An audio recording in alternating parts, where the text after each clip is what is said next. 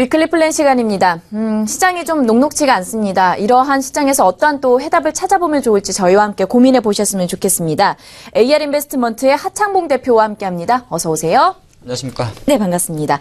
자, 코스피 지수가 나흘째 하락하면서 지금 장중 2310선까지 내려가는 모습이 나타나고 있습니다. 북핵 문제로 인해서 미국과 북한 간의 갈등이 점차적으로 고조되는 분위기라서 좀 상황이 녹록지는 않은 것 같아요. 시장에 대해서 일주일간 먼저 살펴보도록 하죠. 네, 네네. 지금 막판 한참 휴가 시즌이죠. 네. 차라리 휴가 가기 전에 주식 다 팔고 하셨던 분들은 좀 마음이 그러게요. 편할지고 또 다음 주 휴가가 예정된 분들은 또 마음이 좀 우울했던 일주일이죠. 뭐 이번 주는 많이 아시겠지만은 북한 리스크가 거의 최고조에 달했지 않나 볼 수 있을 것 같습니다. 가장 이제 미국 같은 경우도 어제 나스닥이 한 2% 이상 하락을 했어요. 아무래도 기술주 같은 경우 우리나라에 미치는 영향이 좀 크기 때문에 상특히 보면 어제 기술주의 하락이 있었기 때문에 오늘 우리 장이 사실 지난 수요일 날 목요일 날 상당히 강하게 반응을 받았기 때문에 장 초반 분위기만 해도 그래도 우리 장은 어느 정도 조금 선방할 수 있지 않을까 했습니다만은 이 북한 리스크의 장기 오류 자체가 일단 미국 증시도 상당히 금융시장 자체를 출렁했다 그렇게 볼 수 있고 일단은 뭐 그런 흐름 자체 계속 또 제가 말씀도 드리겠고 향후에 진행이 되겠습니다만은 그동안 우리나라 장을 이제 지난주가 될 것 같죠. 지난주 우리 장이 약간 얕은 조정을 볼 때 이후 동성으로 같이 했던 말이 있습니다. 지금 현재 한국 증시는 뭐 예를 들어서 그때 이제 북한 리스크가 아니었어요. 뭐 예를 들어서 양도세 문제라든지 또는 부동산 대책 이런 이슈가 나올 때 우리 장이 조정을 받았고 사실 그 전부터 외국인의 삼성전자 매도라든지 IT 매도가 진행되어 올 때만 해도 우리 장을 버텨주면서 희망을 그려줬던 건 뭐였냐면 아니다. 그래도 미국 증시는 지금 견고하지 않느냐 이런 거였거든요. 근데 그런 타이밍에 하필 어제 미국 증시까지 급락을 했기 때문에 아마 오늘 느끼는 이 충격 자체는 좀 크지 않나 그렇게 볼 수 있을 것 같고요. 최근 이제 원자재 시장은 보면은 유가 같은 경우는 뭐 약간 사실 이게 증시랑 크게 영향은 없습니다만은 3주 연속 배럴당 $50 돌파에는 조금 실패하는 모습입니다. 사실 미국 쪽 그 원유 재고라든지 이런 건 조금 감소를 하는 추세인데 여전히 이 오펙 쪽의 공급 증가 우려 자체가 지금 배럴당 $50의 어떤 저항선을 조금 잡아가고 있다. 그렇게 볼 수 있을 것 같고요. 최근에 이제 이러다 보니까 여러분들도 아마 관심이 많을 건데 대부분 이렇게 증시가 폭락을 한다든지 또 전쟁 리스크가 발생하게 되면 금값이 오르게 되죠. 그래서 지금 국제 금 가격 자체가 온스당 1,300불 조금 못 미칩니다. 지금 온스당 1,290불 정도인데 지금 힘으로만 놓고 봤을 때는 1,300불 돌파 가능성도 열려 있어요. 온스당 뭐 이렇게 그런데 지금 가격대만 놓고 보면 거의 연고점을 돌파하는 흐름이기 때문에 아무래도 금값의 상승세가 계속 나온다는 것은 이래 상대적으로 주식시장의 약세가 진행될 수 있는 가능성을 좀 열어둬야 된다 그렇게 볼 수 있을 것 같습니다. 우리 장 한번 볼까요? 네, 종합주가지수 여러분들 뭐 차트 보시겠지만 상당히 깝깝합니다. 네, 제가 보니까 제가 하락폭 좀 계산해봤는데 보통 이게 이제 우리가 그 약세장이라고 이야기하는 게 보통 여러분들은 10%라고 알고 있는데 사실 그렇지가 않습니다. 지수가 고점 대비해서 10% 빠지면 이미 내 주식은 반토막 나 있는 게 주식이거든요. 그래서 보통 지수 관점으로 볼 때는 저는 5% 정도 기준을 약세장 완전 약세장에 들었었다 이렇게 판단하는데 지금 계산을 한번 해봤습니다. 코스피 기준으로 5% 조정치가 어딜까를 보니까 고점 2,454원 기준을 잡아가지고 2,330포인트 정도가 나옵니다. 오늘 아침에 보여줬던 흐름이죠. 근데 지금 지수가 2,330포인트 밑에 있기 때문에 지금 장은 어떻게 보면 뭐 이게 말장난 같습니다만은 그냥 받아들여야 될 것 같습니다. 이건 약세장이 지금 진행되고 있는 상황이다. 그렇게 볼 수 있을 것 같고요. 코스닥은 조금 더 심각해요. 제가 코스닥 하락폭을 또 계산해 봤더니 이거는 고점 대비해서 지금 7%가 빠졌습니다. 지금 코스닥 자리가요. 그러니까 많이 빠졌으니까 이제 저점 매수 아닙니까? 조금 다른 별개예요. 코스닥 지수가 7% 빠졌다는 거는 지금 코스닥은 코스피보다 더 하락폭이나 체감이 좀 심각하다는 거죠. 그 관점에서 지금의 시장은 물론 또 전략도 이야기 드리겠습니다만은 상당히 조금 여러분이 느끼시는 것처럼 상당히 좀 안 좋은 장이 진행되고 있다 그렇게 볼 수 같고 실적 이야기를 좀 해드리면요. 물론 이제 다음 주가 피크인데 지금 시장이 하필 안 좋아가지고 실적이 좋게 나오면 오르는 게 덜하죠. 시장이 안 좋으니까. 대신 조금 안 좋게 나오면 폭락합니다. 오늘 뭐 신세계라든 이런 종목들 보니까 최근에 유통주들의 실적이 되게 생각보다 안 좋게 나왔었어요. 편의점주. 뭐 하락 특징주로 굳이 언급할 필요는 없습니다만은 이 국내 유통주들이 사실은 지금 우리가 느끼는 뭐 정부의 추경이라든지 이러한 정책에도 불구하고 숫자로 본 실적은 이제 좀 되게 부진한 유통주였다. 그렇게 볼 수가 있겠습니다. 네, 맞습니다. 말씀하신 것처럼 이런 장세에서는 조금만 악재가 나와도 좀 큰 폭의 하락이 계속해서 네. 이어지다 보니까 조심을 할 수밖에 없는 것 같은데 일단 일정부터 좀 체크를 하면서 다음 주 어떤 부분 주의하면 좋을지 우리가 살펴보도록 하죠.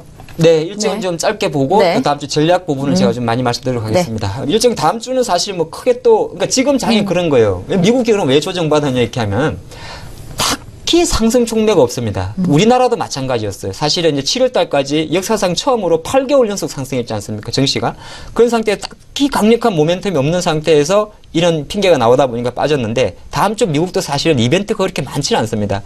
미국이 트럼프 케어가 무산되다 보니까 지금 현재 미국 의회는 다음 주 월요일부터 반기 하절기 휴회에 들어갑니다. 8월 말까지. 트럼프 케어가 아무래도 시장에서 안 먹히니까 공화당이 휴회를 해버렸어요. 휴회를 하는데 그 자체를 일단은 한 반 정도로 밀어놨다. 그게 좀 말씀드리겠고요. 그러니까 다음 주는 미국의 그 의회가 쉰다는 겁니다. 그걸 좀 체크해 주시고 수요일쯤 되게 되면 이제 16일 될 것 같은데요. 뭐 15일은 우리나라 이제 광복절 휴일이니까 패스를 하고 미국 7월달 FOMC 의사록이 발표되는데 일단 뭐 7월은 여러분들 많이 아시겠지만은 금리를 동결하면서 약간 비둘기 파지인 발언이 조금 많았죠. 그래서 지금 현재 수준을 놓고 봤을 때는 다른 한편으로는 그래서 시장 어떻게 해석할지 모르겠습니다만은 다시 한번 뭐 금리에 대한 이야기는 조금 내려간 것이고 계속적으로 시장에서는 양적 보유자산 매각에 대한 이슈가 좀 확인되기 때문에 그 부분 정도만 체크하면 어떨까 싶은 그런 말씀드리겠고 사실 지금 북한 리스크 아니더라도 상당히 좀 중요한 게 많습니다. 그게 뭐냐면 9월 초에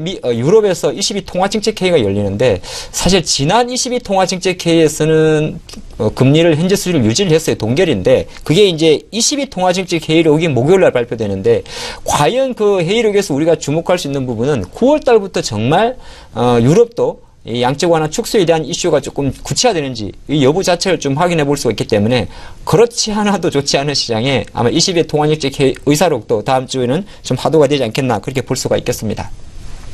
네, 일단은 다음 주 일정에 대해서 좀 간략하게 중요한 부분들 짚어봤습니다. 말씀하신 것처럼 이제 투자 전략을 정말 중요하게 잡아야 될 때 어떻게 보면 좋을까요?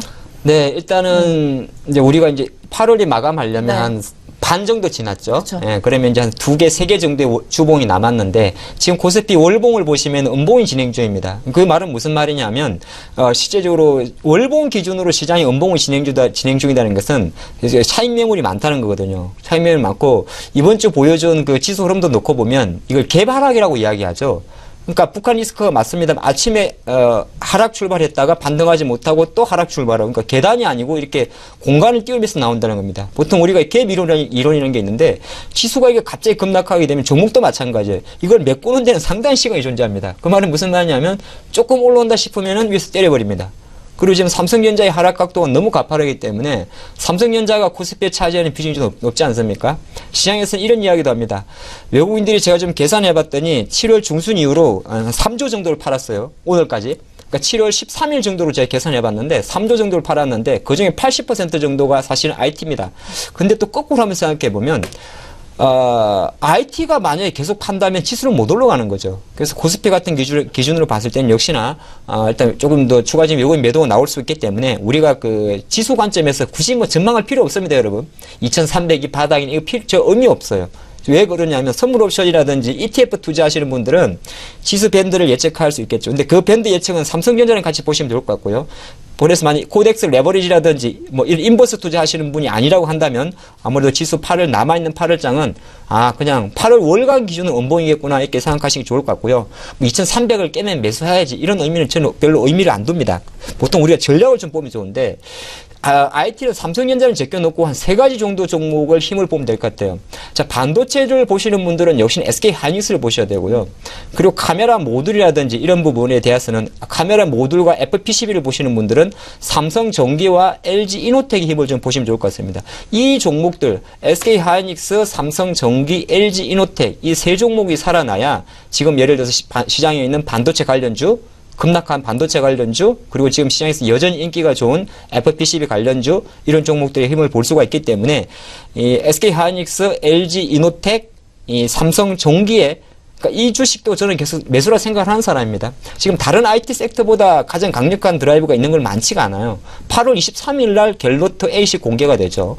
그래서 그런 흐름을 좀 본다면 역시나 LG 이노텍이라든지 삼성전기 쪽은 여전히 좀 관심 있게 보시고 그것을 고스란히 개별주로 넘기시게 되면 오늘도 인터플렉스 같은 종목 강하지 않습니까? 인터플렉스, BH, 이녹스, 첨단 신소재 등이 포진되어 있는 이 FPCB라든지 이런 종목들은 여전히 좀 관심이 간다. 그런 말씀 좀 드리겠고 북한 이야기 조금 더 할까요? 네. 시간이 된다면 조금 저희 생각을 말씀드리겠습니다. 많은 분들이 그런 이야기를 하는 것 저도 마찬가지 어떻게 될지는 아무도 예측할 수가 없어요. 워낙 또 트럼프하고 트럼프라는 사람이 또 좀 이상한 사람입니다. 상당히 좀 공격적인 사람이고 다른 한편 이런 생각도 해봤습니다. 오바마와 트럼프는 또 어땠을까? 그러니까 트럼프는 어떻게 보면 아직도 북한을 모르고 있다 그렇게 볼 수도 있는 것이고 트럼프의 색깔 자체가 워낙 극우 성향이 강하기 때문에 트럼프의 입장에서 그러니까 오바마는 다른 거죠.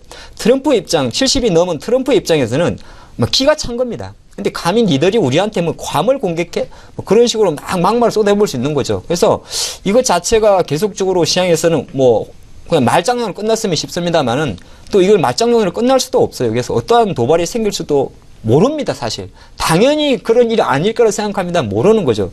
그런 상태가 있기 때문에 사실 북한 리스크는 조금 장기적으로 저는 좀 봐야 된다 그런 말씀 좀 드리겠습니다. 미리 지금 학습 효과만으로 야 예전에 뭐 미사일 쐈는데 10일 있으니까 주식 올라가던데 꼭 그건 아닌 것 같습니다. 그래서 조금 장기적으로 계속 좀 모니터 추이하는 게 좋을 것 같고요. 아까 시황 이야기로 잠깐 말씀드렸는데 이런 중에도 만약에 주식을 사야 되는 게 있다면 저는 IT는 조금 아까 개별적으로 말씀드렸고 코스피 종목주 내에서는 금융주라 봅니다.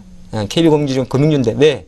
결과적으로 금리를 올리지 않겠습니까? 그래서 북핵 만약 리스크가 거치고 나면 IT는 뭐 삼성전자가 돌아서야 되니까 시간이 좀 걸릴 수 있겠습니다만은 금융주들은 역시나 자기가 보여준 실적 흐름 그대로 좀 자리를 잡아가지 않겠느냐 그렇게 보겠습니다. 네, 정말 그동안의 학습 효과만으로는 이번에는 예단하기가 쉽지 않은 상황인 것 같습니다. 앞으로 추이를 좀 지켜보시면서 그때그때 맞는 투자 전략을 좀 만들어 보시면 좋을 것 같고요. 위클리 플랜 시간이었습니다. AR인베스트의 하창봉 대표와 함께했습니다. 오늘 말씀 고맙습니다.